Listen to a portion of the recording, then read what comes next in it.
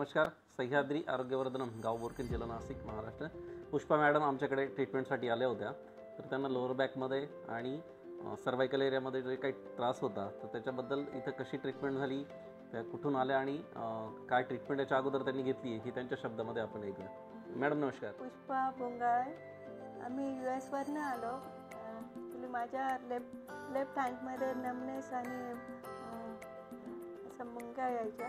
तर हात बऱ्यापैकी असा शोल्डरपासून दुखायचा. किती वर्षापासून दुखायचा हात?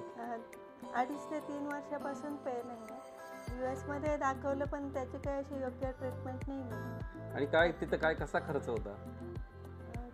खर्चाचं बऱ्यापैकी एका सेटिंगसाठी $300 ते $400 वगैरे. 32,800 एका चेकअपचे त्यांचे तिथं खर्च व्हायचा. आणि इंडियामध्ये आल्यानंतर इथं ट्रीटमेंट तुमची कशी झाली, तुम्हाला आता कसं वाटतंय आणि खर्चाच्या बाबतीत पण तुम्ही आता थोडं सांगा विश्लेषण करून. ट्रीटमेंट एकदम पहिल्या दिवसापासून असं मला फरक जाणवतो. अगोदर मला क्रेप बँडेज वगैरे बांधूनच हाताला ठेवायला लागायचं, पण आता विदाऊट आणि पेन पण बऱ्यापैकी रिलीफ झालं. अगदी मधूनच थोडं वाटतं. तर आता 3 सेटिंग नंतर बऱ्यापैकी असा फरक पडलेला आहे. वा. आणि आता तिथल्या खर्चाच्या आणि इथल्या खर्चाच्या तुलनेत ते पण थोडं आमच्या इंडियन लोकांना थोडं सांगा.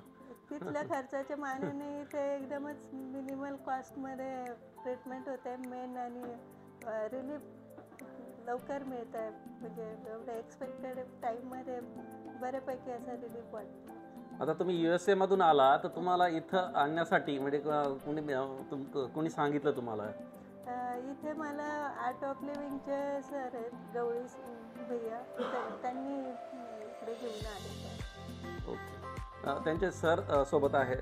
सरांना मी विचारू इच्छितो काय मॅडमला त्रास होता आणि आता तुम्ही काय सांगू शकाल की त्यांच्या त्रासाबद्दल आणि जे काही त्यांना पेन व्हायचं त्याच्याबद्दल. सर नमस्कार. नमस्कार. हाताचा त्रास बरेच दिवसाचा आहे. आम्हाला कळत नव्हतं की त्रास कसा करावा, काय करावा. खरं तर अमेरिकेत आम्ही दाखवलं होतं. त्यांनी फक्त मनगटाच्या बाजूला त्यांनी एक्सरे काढून वगैरे थोडी भलतीच ट्रीटमेंट करायचा प्रयत्न चालू केला होता, की जो रूट कॉज प्रॉब्लेम दुसरीकडेच आहे.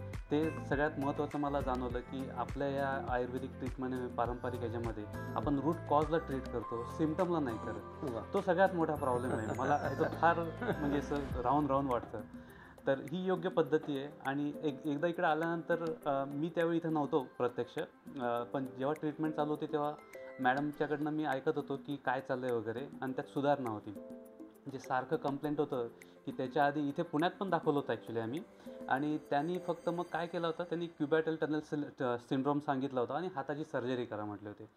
म्हणजे परत तोच प्रश्न होता.